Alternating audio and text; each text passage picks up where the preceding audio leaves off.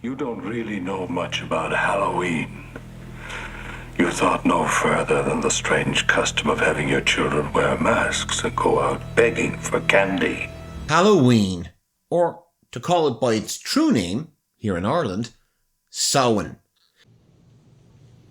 The Festival of Samhain, October 31st. And when it comes to a good ghost story, particularly at this time of the year, movies are not always king. Radio can be just as much a terrifying medium, perhaps more, because it uses sound, not images, borrowing the listener's own imagination to conjure visions of terror in their mind's eye.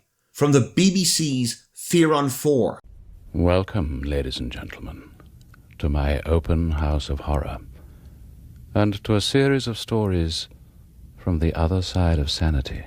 To Orson Welles' legendary 1938 Mercury Theatre of the Air production of War of the Worlds, which even 88 years later, urban legends still persist of Americans convinced they were under attack from Mars. They look like tentacles to me. Oh yeah, I can see the thing's body now. It's large as a bear. But Welles's groundbreaking pseudo-documentary style would inspire countless productions that followed, from WBKW's 1968 remake. You're listening to WKBW Radio at 1520 from Buffalo, New York. Apparently, this meteor is far more serious than I or anybody else first suspected. Several people have been killed in the Grand Island area. To the Academy Award-winning nightmare of Peter Watkins' The War Game. 9:16 a.m. A single megaton nuclear missile overshoots Manston Airfield in Kent and airbursts 6 miles from this position.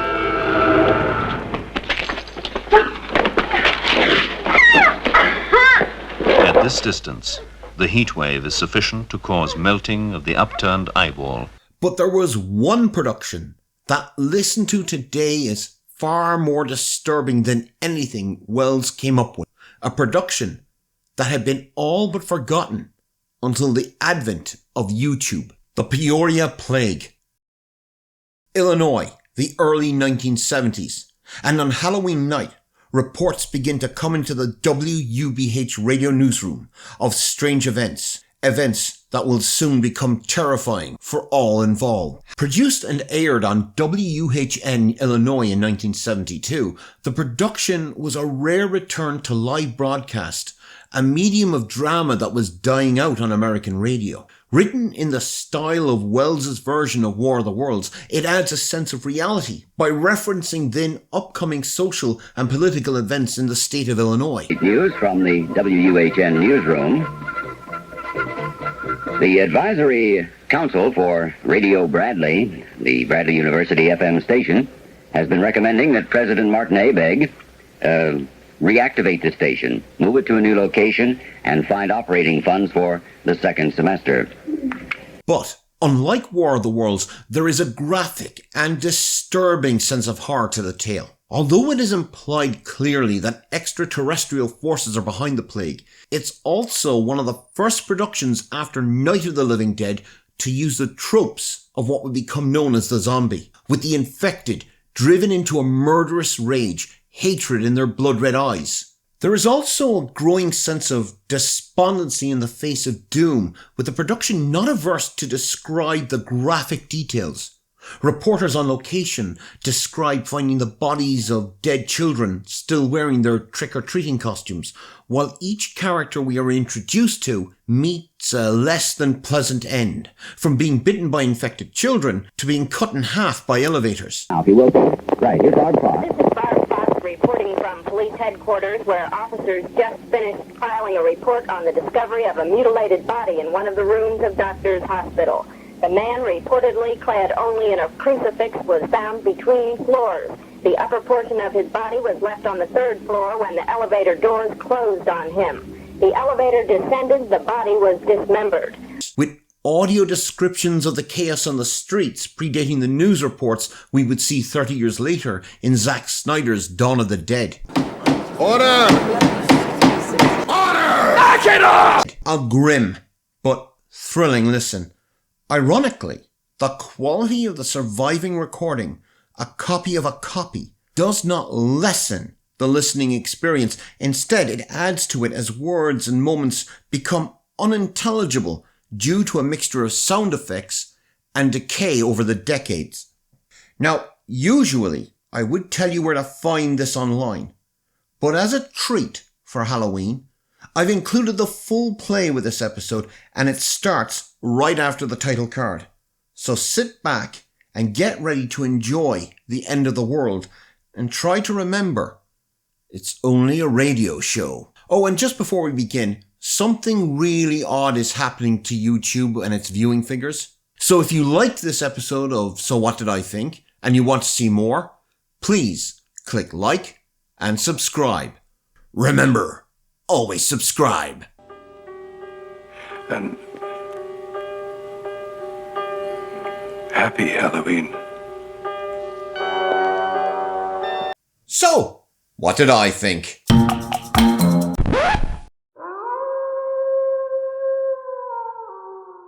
The Peoria Plague.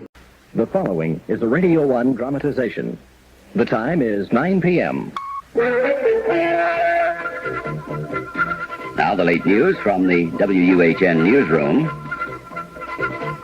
The Advisory Council for Radio Bradley, the Bradley University FM station, has been recommending that President Martin A. Begg reactivate the station, move it to a new location, and find operating funds for the second semester. 2 more endorsements for the upcoming 1972 state elections. The Lake County Central Democratic Committee has endorsed Governor Paul Simon, Lieutenant Governor, for the Democratic gubernatorial nomination. And the committee also picked State Representative Daniel Pierce of Highland Park for the Lieutenant Governor's berth on that ticket. Parochiade is finally law, as you know, but it has yet to meet the final test of legality. Governor Ogilvy signed the Parochiade bill into law on Thursday. There will be a court test. Mr. Ogilvy, in signing the bill, said it would provide relief to taxpayers who, he said, are forced to bear the full burden of educating youngsters forced into public schools by the closing of private and parochial schools. Actually, the ink was hardly dry on the bill before Lawrence Klinger of Chicago filed suit to get State Auditor Michael Howlett to start issuing Parochiade checks. Mr. Howlett is a supporter of Parochiade, but is holding up the funds in order to force a court test of the constitutionality of the new Parochiade program. Governor Ogilvy also says he plans to trim $76 million from the state's welfare budget, which will go into effect next Monday, because no one has come up with a better alternative. Thomas M. Murphy, the founder and president of the Independent Postal System, which was put into effect this past week in Peoria area, has announced that the firm will issue its first postage stamp on the 15th of November. It's to be used on 2nd, 3rd, and 4th class mail. These stamps range in price from 1 cent to 50 cents. 5-cent holiday stamps will be issued for use on Christmas cards, but those cards probably will not be delivered by the Independent Postal System this year because they just don't have the equipment at present time here in the Peoria area. However, the company does plan to provide that service of delivering Christmas cards next Christmas. This story just handed me. A wide portion of the northern part of the city has been struck by a complete power blackout. Power company officials say they have been unable to trace the source of the failure, but crews are working to rectify the difficulty. Thank you. In what seems to be a related development, some 20 persons have been admitted to Doctors Hospital suffering from what doctors say is apparently a respiratory disorder of undetermined origin. All those admitted are North Side residents. We'll keep you informed, of course, from the WUHN newsroom on this power blackout in the northern portion of the city. Whatever news we have, we'll pass along to you very quickly. We now return to Kaleidoscope.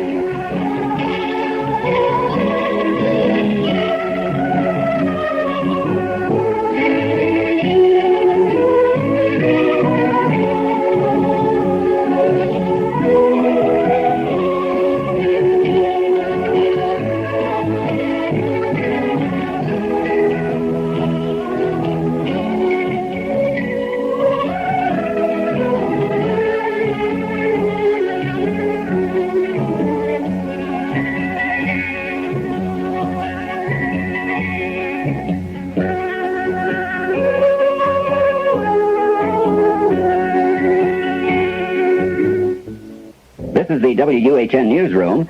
Further developments on the power blackout in the northern portion of the city are coming in now, and we're going to turn to newsman Robert Johns for this report from Doctors Hospital.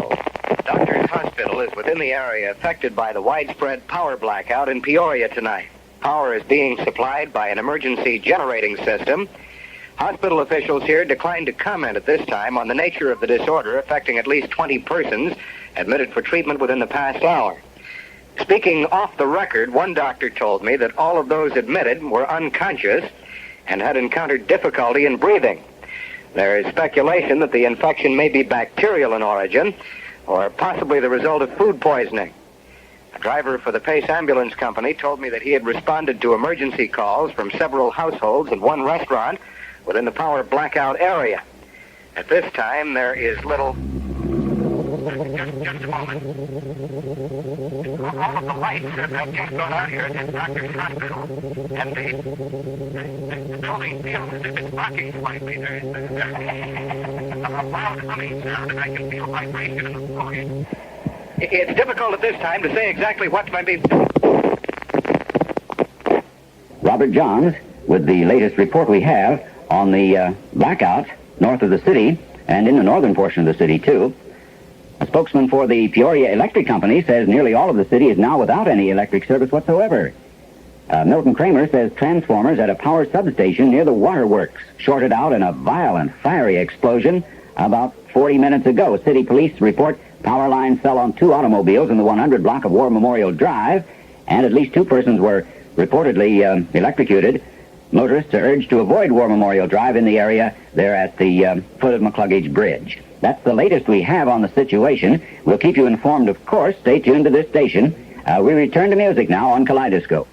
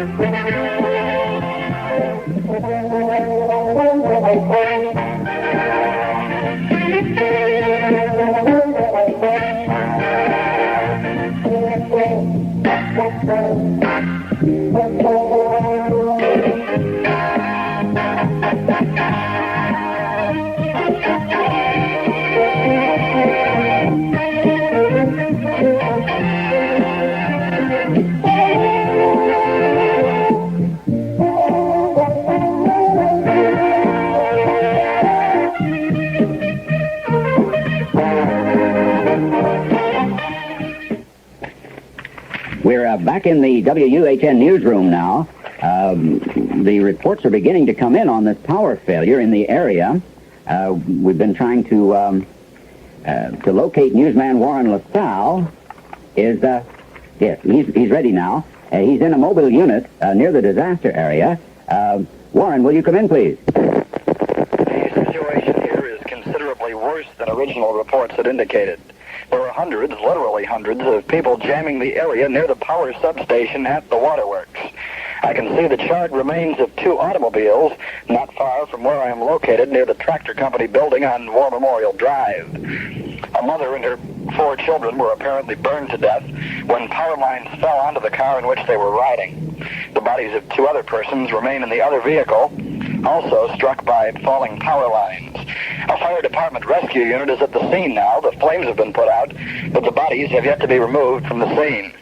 An eyewitness told me she heard a loud humming sound and saw a bright bluish-green light streak across the sky just an instant before the substation here apparently exploded, and the power lines adjacent to it fell onto the roadway. Many of those lining the street appear to be dazed, and several people told me they found it difficult to breathe.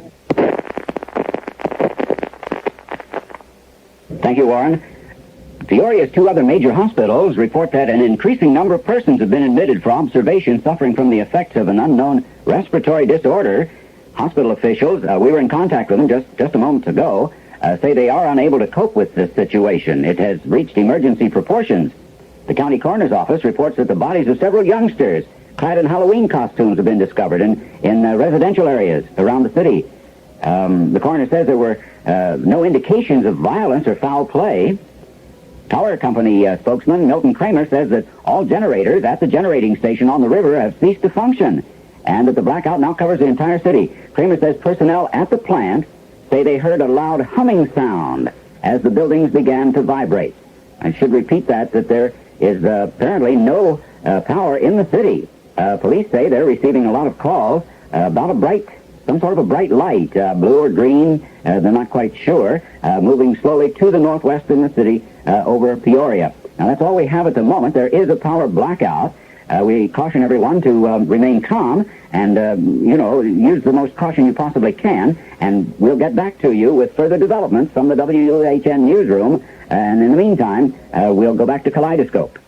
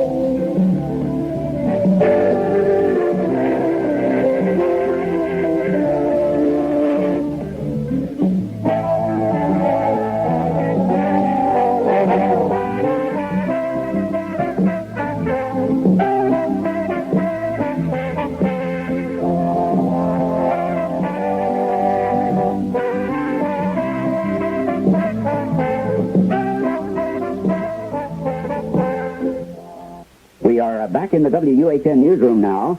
There is a power blackout in the area, and we are trying to get whatever reports we possibly can.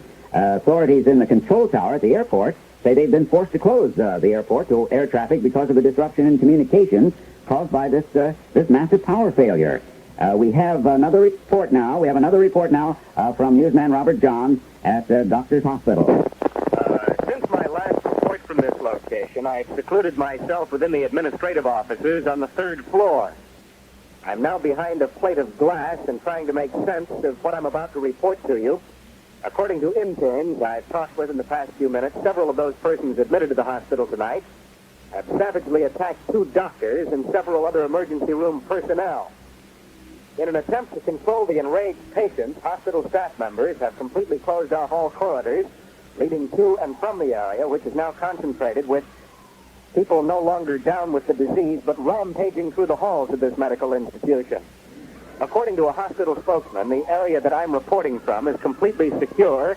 There's no remote chance of an invasion by the animals who have commandeered the upper floors of the building. They've apparently lost all control of their bodily functions, and they've resorted to the simplest methods of protecting themselves from things they no longer seem to understand.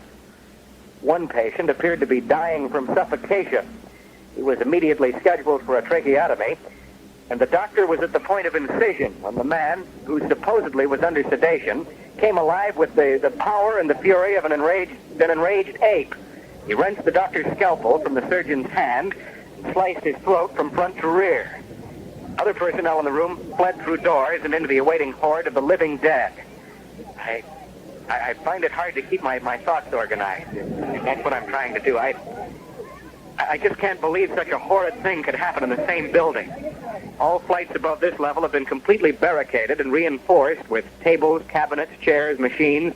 All equipment that is movable has been removed and set up in an effort to stop any living thing that might possibly break through the primary barriers. People are rushing about in a frenzied determination to stop whatever might be on the other side of that wall. There's absolute bedlam here now. They've smashed the plate glass and... Oh, I've never seen anything like it. They don't even look human. Oh, my...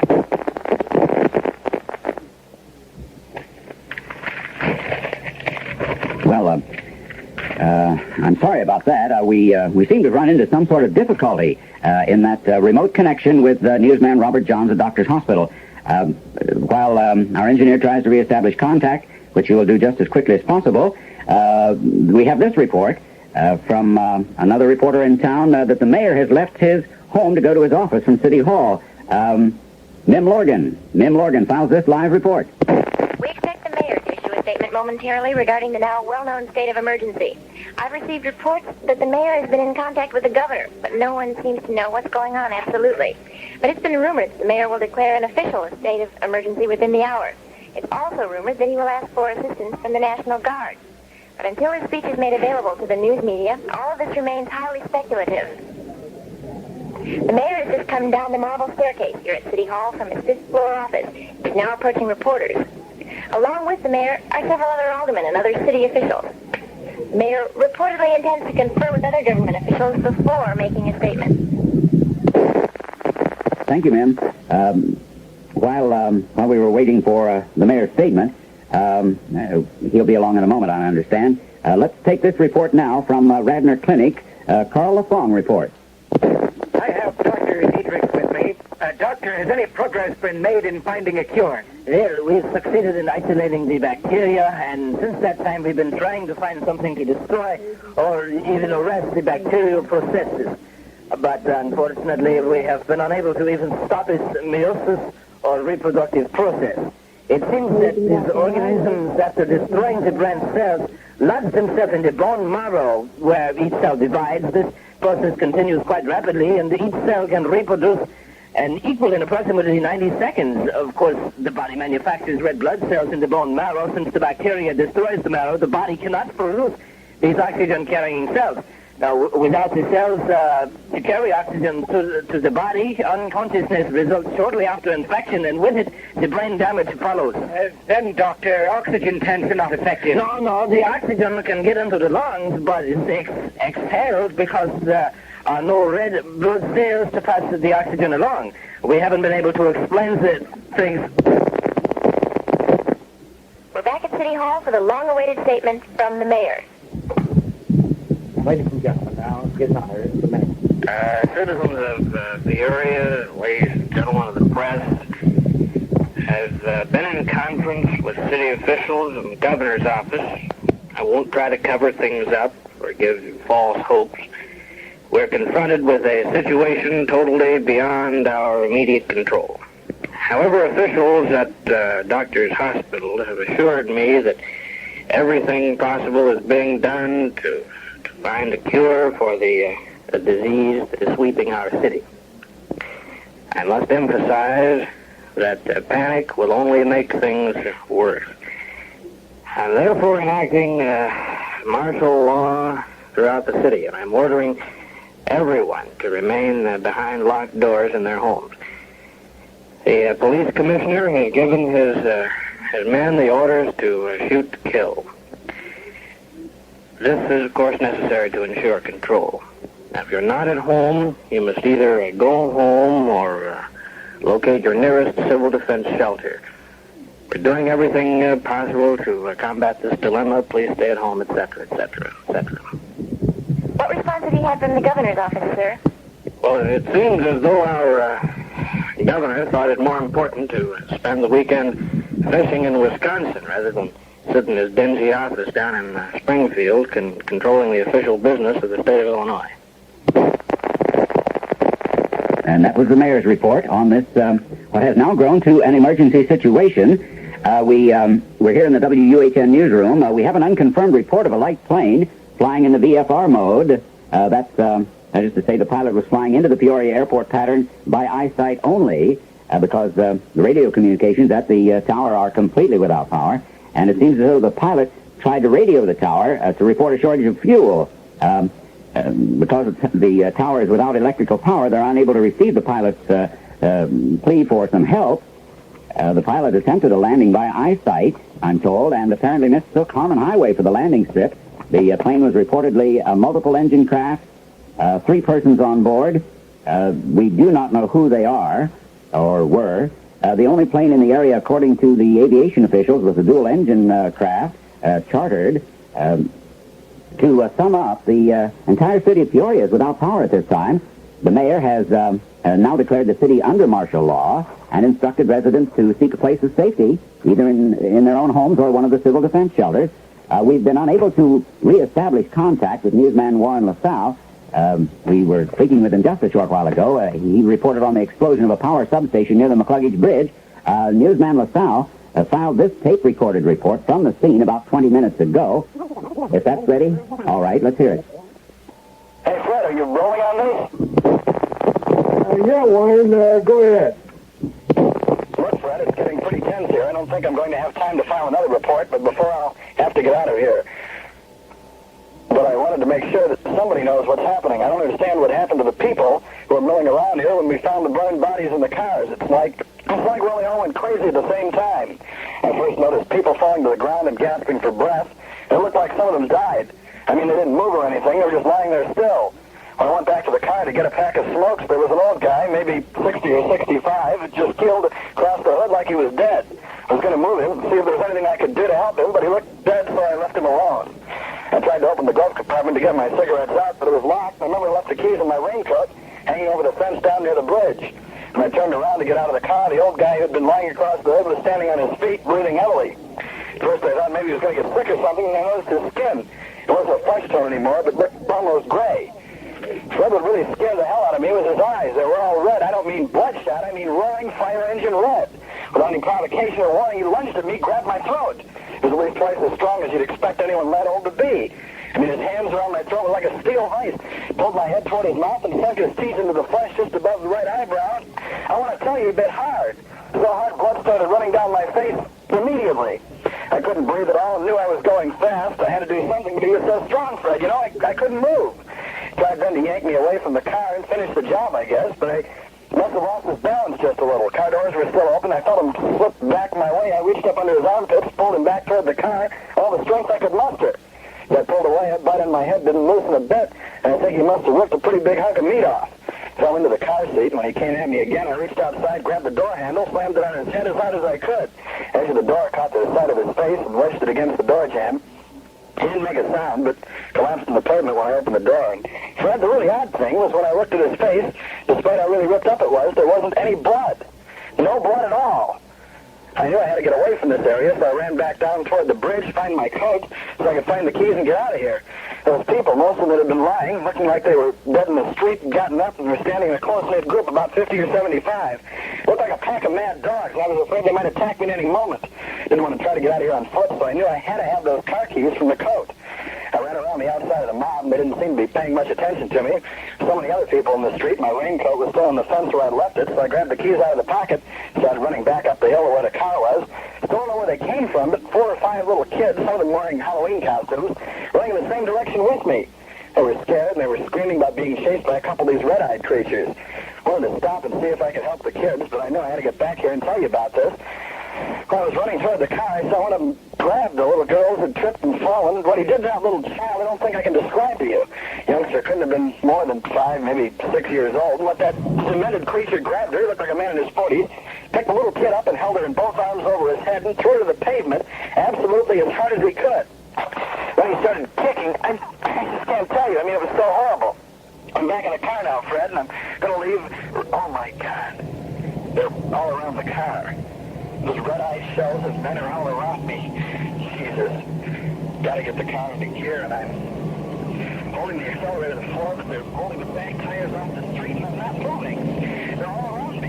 Hundreds of them. They're pounding on the grass, they're backing the car so hard, I'm sure they're going to roll it over.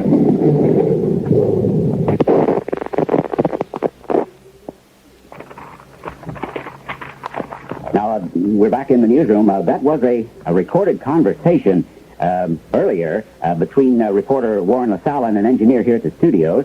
I'm sorry that the two-way got in there, but under the circumstances, we just had to rush. It's a two-way radio transmission, just suddenly terminated, as you heard it, as an angry mob attacked the news car. This is purely speculation, you understand, because we can't be there and just know what's going on. Perhaps the antenna was broken off when the people, as he said, swarmed over the news wagon. As was evident in the tape, Warren wasn't intending for his report to be made public, but we felt that you should hear it in spite of that, because of the extenuating circumstances and the condition of the area in general. We thought it would be better to give, all the information we possibly can. I understand now that we have a remote report coming up from veteran newscaster Gib Phillips from his home in Chillicothe.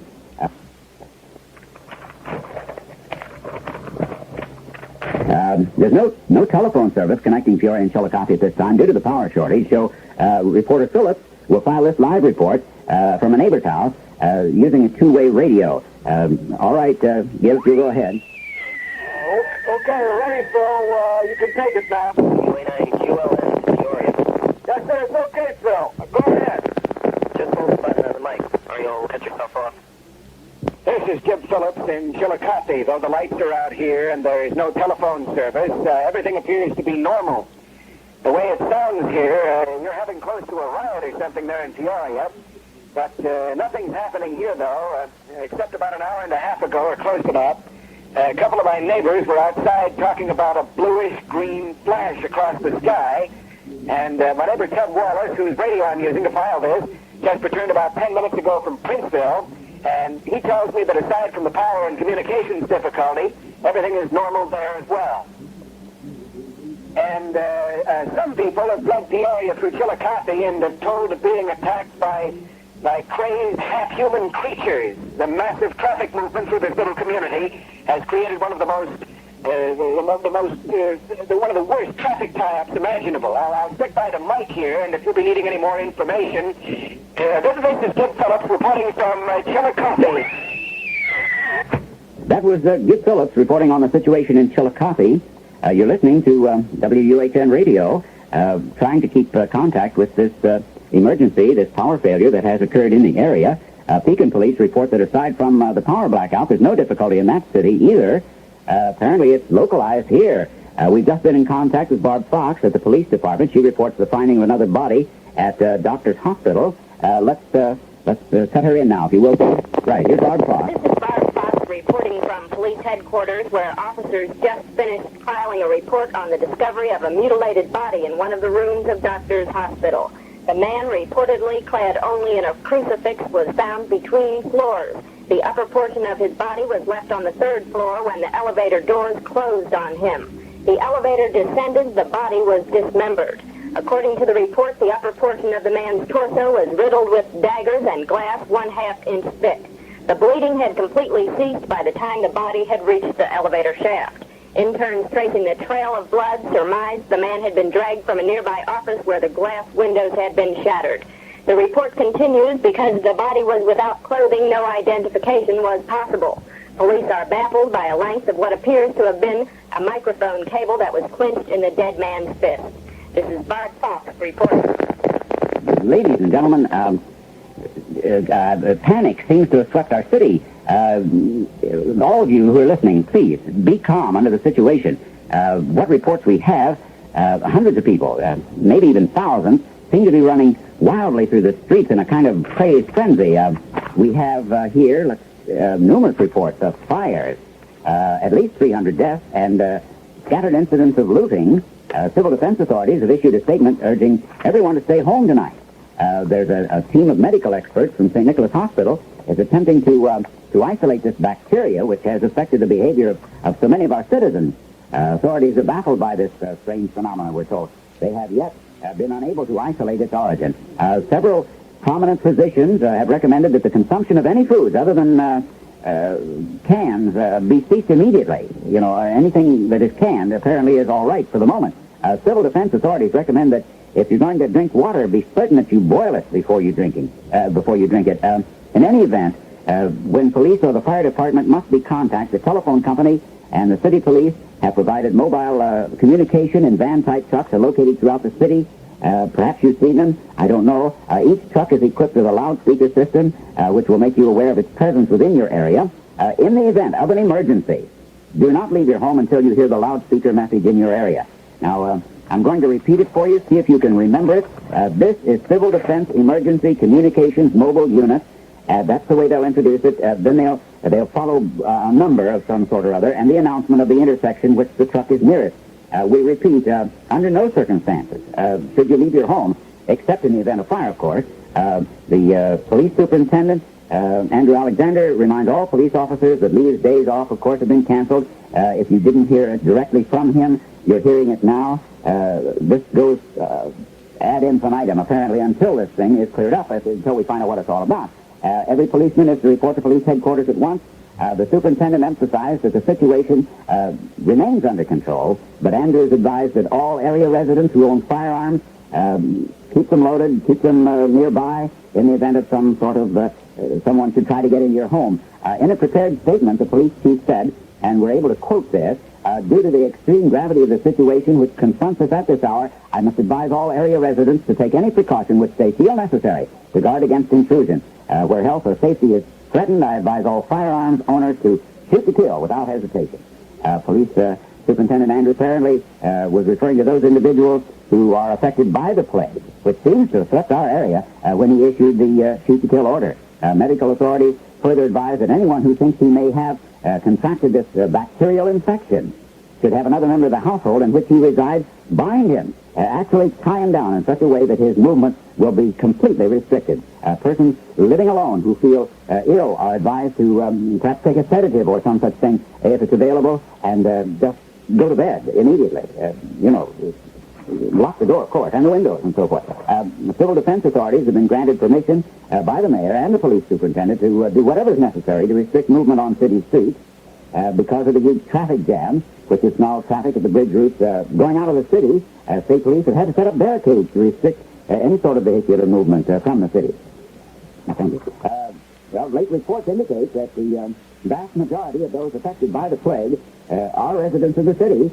Therefore, the county sheriff's department is stopping all automobiles either going in or out of the city.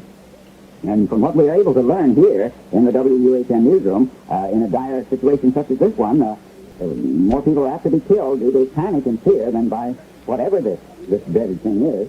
It has been brought to our attention that students on the university campus have become completely panicked in the wake of whatever it is, this disaster that's going on. The mobile radio telephone unit, there is one near the Fieldhouse parking lot.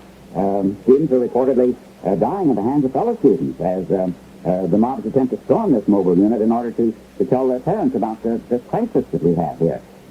The lives of fellow students, former classmates, apparently, it don't seem to mean anything to those students who are possessed with this one goal. The only important thing to students is making a phone call to their parents or relatives in order to get transportation out of the city, which, of course, no one can come in, no one can go out.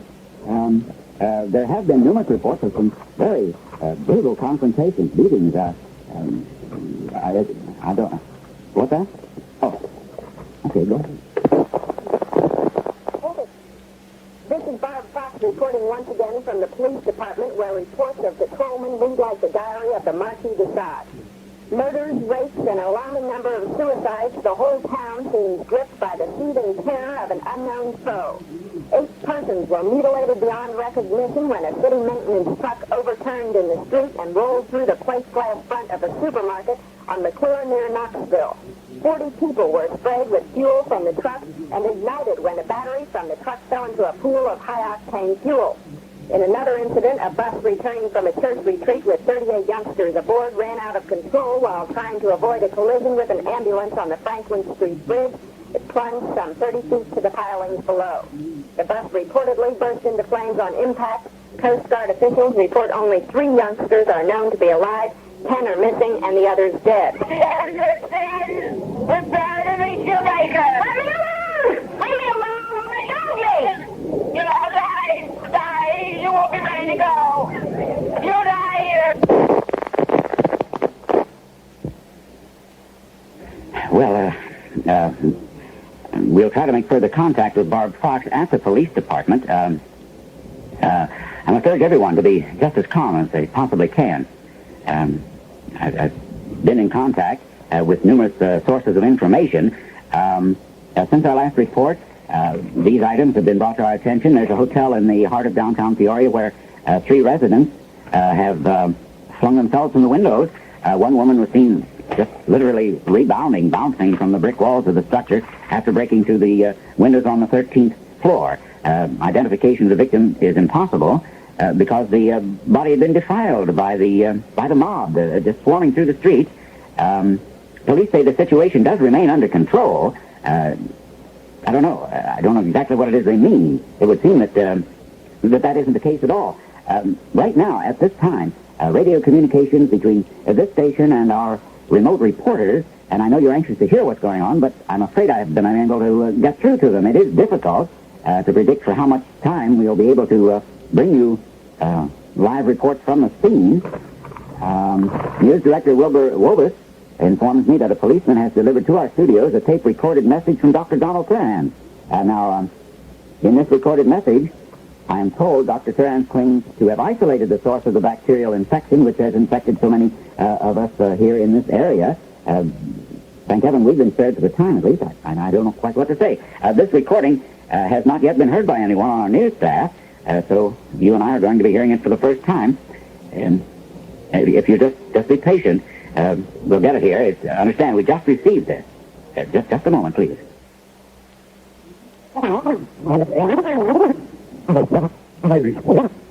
This is Dr. Donald Turhan speaking to you from Lutheran Hospital. A team of prominent Peoria physicians, including myself, believe that we have discovered the source of the unusual bacterial infection. Now, I must emphasize that we've been unable to develop a cure to combat this disorder, and that we can offer only the following preventative measures. Now, first, it is imperative that the consumption of tap water be ceased immediately.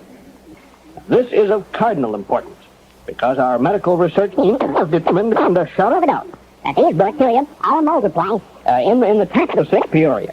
It is of utmost importance, of cardinal importance, that I reiterate that all tap water must be ceased drinking. It would seem that we are experiencing some sort of a technical difficulty here. We'll have it rectified just as soon as we can and bring you the remainder of Dr. Turan's report. While Dr. Turns was speaking, I did manage to get into communication on a two-way radio here with Gib Phillips in Chillicothe. He told me that the situation there remains as it was before, that apparently no one in that community has been affected by the plague, which has spread throughout Peoria. Phillips says that a number of persons who earlier got out of the Peoria area, apparently victims of the disease.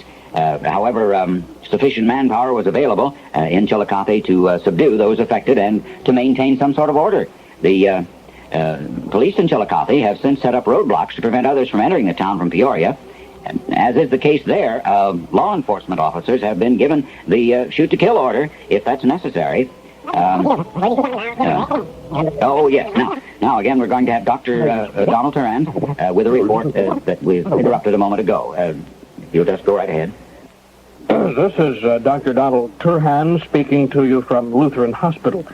A team of prominent Peoria physicians, including myself, believe that we have discovered the source of the unusual bacterial infection. Now, I must emphasize that we've been unable to develop a cure to combat this disorder, and that we can offer only the following preventative measures. Now, first, it is imperative that the consumption of tap water be ceased immediately. This is of cardinal importance, because our medical research team has determined beyond a shadow of a doubt that these bacteria are multiplying in the tap of Peoria. It is of utmost importance that all water must be... Well, yeah, apparently the tape the doctor used to record the report that was sent to us, it just wasn't really good. Now, we're going to attempt to bring you Dr. Turan's report later in this broadcast.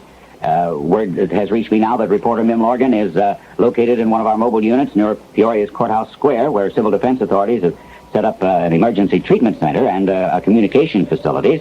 So we'll take this report now, as Mim Lorgan gives it to us right from the scene. And chilly October evening, there are literally thousands of people jamming the square. There's a human chain composed of policemen and firemen, special sheriff's deputies, and a number of persons who've not yet fallen victim to the plague threatening the city surrounding the perimeter of the square. Children are crying and running through the streets in search of parents who've either deserted them or who've been trampled to death by crazed victims of the plague who are roaming the streets in packs, like wolves, ready for the kill. It seems like a bad dream, a nightmare from which I know there's no awakening. Old men and women who were apparently overpowered by the infection lie gasping for breath in the streets and in doorways. Those who've not yet suffered from the effects of this strange bacterial infection are, for the most part, panic-stricken and are huddled for warmth in small groups within the small area which has been secured. Only a short time ago, it was like any other weekend night in Peoria. Suddenly, a bluish-green light streaked across the sky over the city, and since that time, there's been chaos and civil disorder of the greater magnitude imaginable.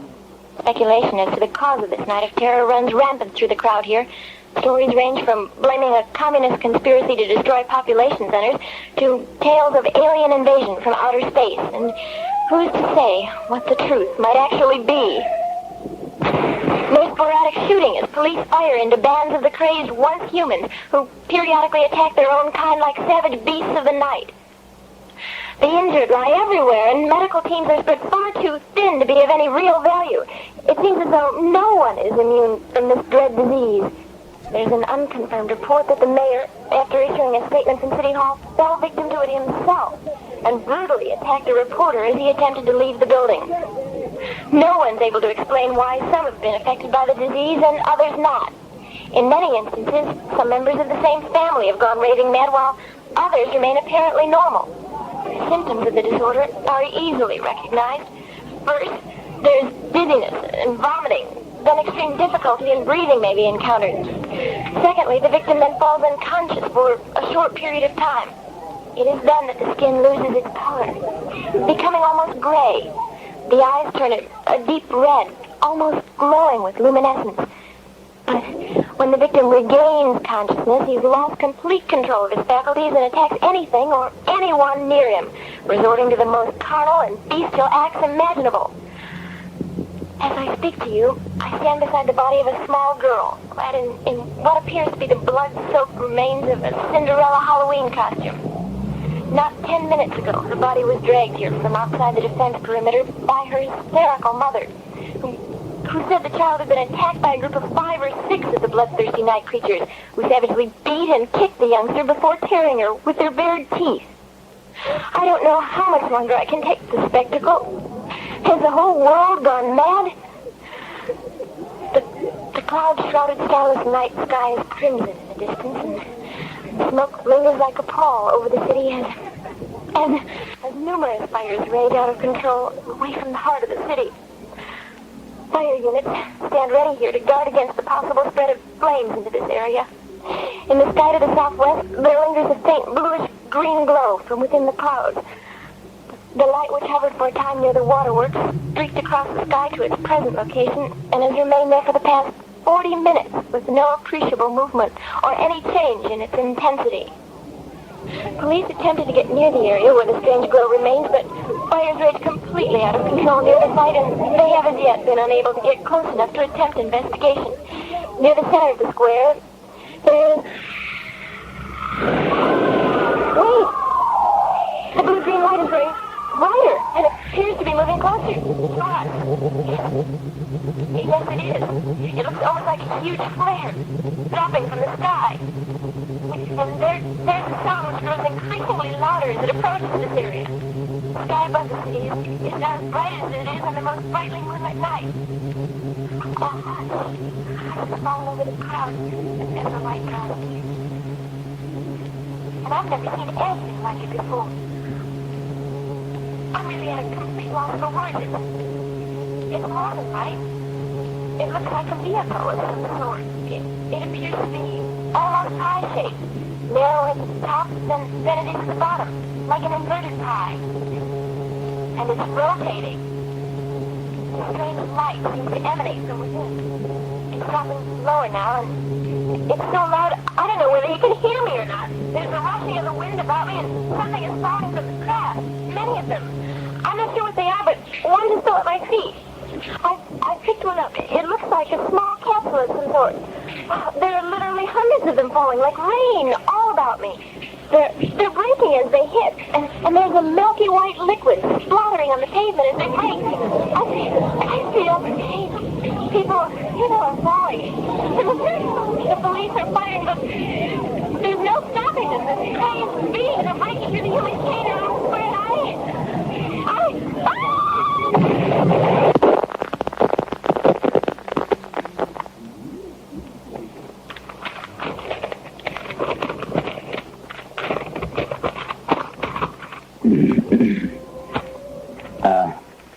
Ladies and gentlemen, I just don't know what to add to it right now. You heard just exactly what's happening in downtown Peoria. An eyewitness account. Mim Morgan, there at Courthouse Square. This is incredible. I don't believe there's any precedent for reporting on an event such as this. All our remote units are silent. I really can't get through anywhere. It appears we will be unable to bring you any further direct reports. Our engineer is working on it, but they say that they're just encountering a lot of difficulty in receiving any signal tonight. As a matter of fact, you may be having difficulty really in receiving us. Several Peoria stations, we understand, are now off the air. Those with studios in the downtown area have just ceased to broadcast. Apparently, equipment breakdowns, power failures. Of course, we've had this dark situation in the area for a long time. Absolute bedlam reigns in a Midwestern city where friends have become the bitterest of enemies in the wake of this insane confusion that has been brought on by, I guess, alien invaders from our studios. Now, understand, we're outside the city. It's difficult to assess the situation at this time. Our reporting facilities are broken down. There's no way of knowing. Officials at a downtown hospital have earlier confirmed that a badly mutilated body received there about half an hour ago is that of reporter Warren LaSalle. LaSalle lost his life when attacked by an angry mob while reporting from near the McCluggage Bridge. A team of investigators has discovered a lot of capsules. I might add at this point that the capsules found resemble those described just a short while ago by Mim Morgan. You heard Mim's report. Now, in her, from the courthouse, many of the capsules had either badly deteriorated or had broken, and they had kind of a milky fluid in them. They were scattered widely all around the area, especially along the riverfront and out near the waterworks. The capsules are strewn about in a path resembling the path made by the bright light, which was reported earlier by one of our reporters. Preliminary medical reports indicate that the substance contained in the capsules is similar to bacteria found in the corpses of these disease victims. Telephone communications have been disrupted throughout the area. And from our studios, we can see that bluish light it is over the city. I really don't know how well you're receiving it. This time we'll just keep going, and hope that someone can hear. The flames over the town, the air is really dense with smoke, and it's all happened so suddenly. By the time word reaches other major population centers in the state, we may be gone. None of the wire services have carried news of what's happened here yet. It's almost as if we've been shut off from contact, from the outside. So something or someone way beyond our comprehension. I don't know what's happened. I really don't. Why did they pick out our city? And why tonight? Seemingly, have we been the only metropolitan area affected by the invasion and the subsequent plague? We don't have any contact news with anyone else. We really don't know. Is Peoria going to be used as a sort of breeding ground for some strange bacteria which drives men mad and later forces them to submission before some alien intelligence? What puzzles me most is why some have been infected immediately by the plague and others not at all, at least for the time being. I don't know if anybody can hear me or not. Jack? Jack, you give me... I'm a little dry. Would you get me some water? Thank you. Now, Of course, we're going to remain on the air, bringing you information about the crisis throughout the night. We are hopeful that police and civil defense officials will keep us informed, too. I don't know whether... Oh, thank you. Yeah, that's better. Now, well, what I'm saying is that we're going to stay with it just as long as we possibly can. There's no one here other than my engineer and me. Everyone else has left by automobile, trying to get toward Bloomington, I guess, to get some sort of assistance, you see, for the folks, and to contact the governor's office in Springfield with the hope that National Guard units could be activated, brought into the area.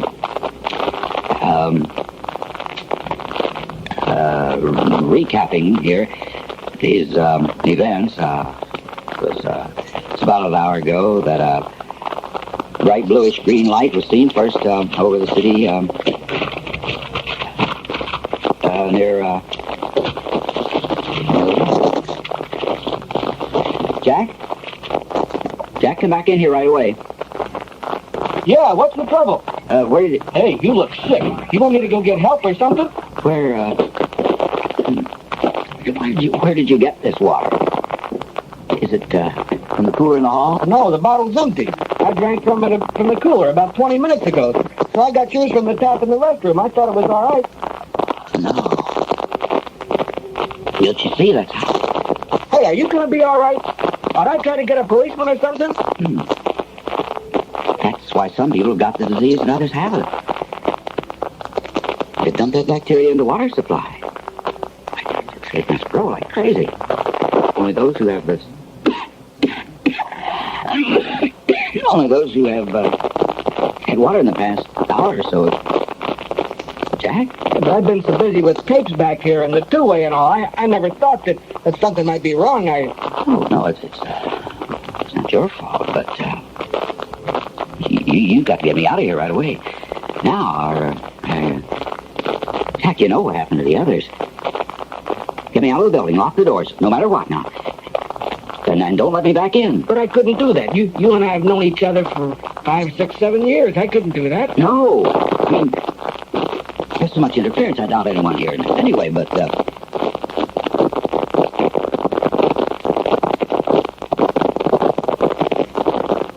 Come me up, Jack.